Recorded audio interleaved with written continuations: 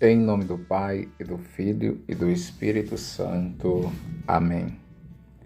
Amados irmãos e irmãs, a liturgia deste 25º domingo do tempo comum nos chama para que nós possamos contemplar a grandeza de Deus, sabendo que Deus é maior do que todas as nossas situações, todos os nossos problemas, todas as nossas dores, todas as nossas enfermidades.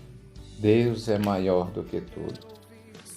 Na liturgia desse final de semana, nós somos chamados a meditarmos sobre a grandeza de Deus, que quer alcançar a todos a sua generosidade, o seu amor, o seu perdão. Os meus pensamentos não são como os vossos pensamentos, e vossos caminhos não são como os meus caminhos, diz o Senhor. Meus caminhos estão acima dos vossos caminhos, e meus pensamentos acima dos vossos pensamentos, quanto está o céu acima da terra. Ninguém consegue medir Deus.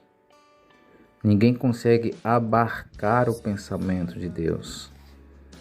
Deus é eterno, Deus é grande, Deus é amor. E nesta benevolência de Deus, que nos ama imensamente, a primeira leitura nos convida para que nós possamos irmos ao encontro do Senhor. Buscai o Senhor enquanto se pode achar. Invocai-o enquanto Ele está perto. Que convite maravilhoso, irmão e irmã. Somos chamados a essa experiência de busca e de encontro com o nosso Deus constantemente. E o Salmo, como resposta, nos ajuda a rezar. O Senhor está perto da pessoa que o invoca. Busquemos o Senhor, porque o Senhor se faz acessível. Ele está perto de todos aqueles que o invocam e que o invocam com sinceridade. São Paulo hoje, na carta aos Filipenses, vai nos falar que Cristo vai ser glorificado no meu corpo, seja pela minha vida, seja pela minha morte. Que nós também possamos fazermos essa experiência e nos deixarmos ser conduzidos pelo Espírito Santo, para que assim Deus possa ser glorificado na nossa vida. Tudo concorre para o bem daqueles que amam a Deus. Então, Deus precisa ser glorificado no nosso dia a dia, na nossa convivência, nos nossos afazeres, diante de tudo aquilo que temos e somos.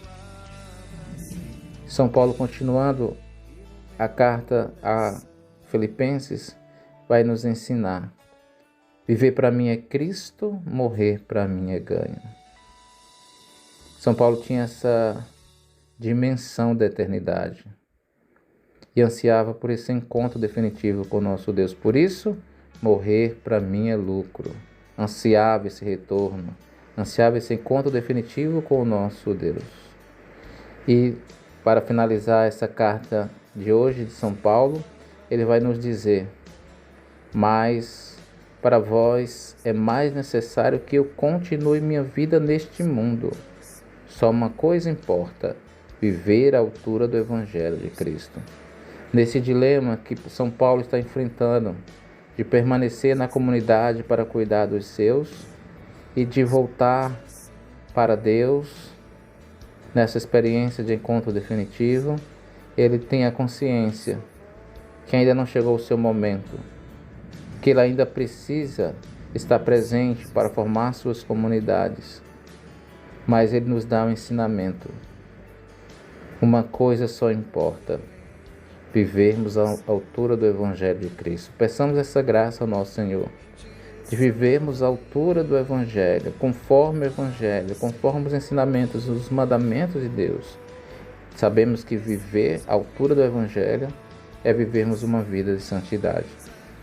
E hoje o Evangelho vai nos mostrar esta parábola que fala para nós do patrão, né, que contratou alguns trabalhadores para a sua vinha. O patrão, que é a imagem de Deus, a vinha, que é a imagem da igreja, da Jerusalém celeste, e os trabalhadores, que são cada um de nós. Os primeiros trabalhadores, que foram os primeiros contratados, é a imagem dos judeus. O primeiro povo, o povo escolhido, aquele que Deus achou graça diante deles para que eles pudessem acolher a salvação.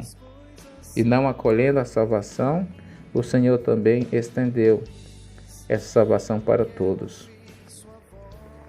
O Senhor chama o primeiro, combina com ele um denário. E assim, durante outros momentos do dia, o patrão sai para contratar mais funcionários e combina também pagar um valor justo para cada um deles. No final do dia, o Senhor chama o seu administrador e pede para que ele possa prestar conta com todos os trabalhadores, a começar pelo último.